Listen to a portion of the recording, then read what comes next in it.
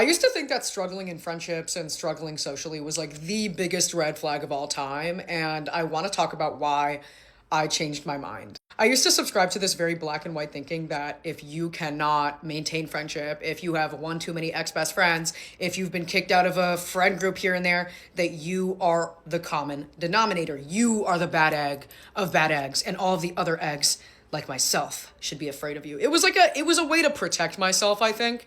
But as I get older, I think I've just learned to recognize that friendships are very, very, very complicated and way more complicated than we would like to acknowledge. First and foremost, and I know most people joke about the group leader, but that's like a real thing.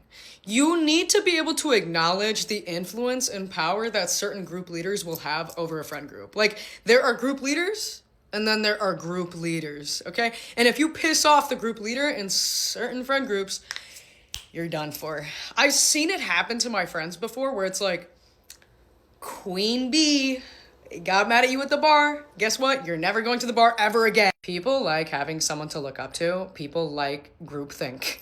People like feeling that they have a sense of belonging and community. And sometimes that comes from hating on one person in the friend group thanks to the group leader and their henchmen. Next, if you are neurodivergent in any way and you do not have community with people who understand you, people who can connect with you, people who can relate to you, say you're in like a normie pack of wolves. I hate using the terminology that I'm using, but like, you guys understand what I'm saying. If you're in a normie pack and you're traveling with the normies, knowing you're not one of them, and going back to what I said about the group leader, if the group leader is a neurotypical normie head alpha wolf, oh my God, you're cooked. Next, if you are super willing to verbalize your boundaries, you're not super big into people pleasing, people are gonna have an issue with that, right? And I think for a lot of people, and I have plenty of experience with this myself, their friendships hang on by the thread of people pleasing.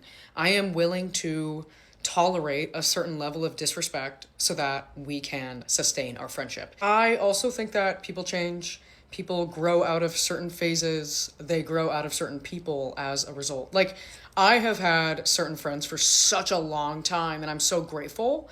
I also know that I am not the same person I was when I was 11 years old. And I'm very lucky that I have friends that understand, yeah, Chloe's not the same person she was at 11. Not everyone is gonna be like that. Sometimes you grow apart, sometimes you grow so apart that issues arise, and that's okay. What I'm trying to leave you guys with is that friendship is often too complex for us to be making these very harsh assumptions and conclusions about people. Because yes, like, we do it to protect ourselves, but I've just met so many people that have been dealt a shitty hand of cards, or they've met some weird people, or they grew up in a really weird town, or yada, yada, yada. All of our circumstances are different. And it's been very helpful for me to let go of these assumptions because you can meet some really cool people and some really good friends by being less judgmental right off the bat.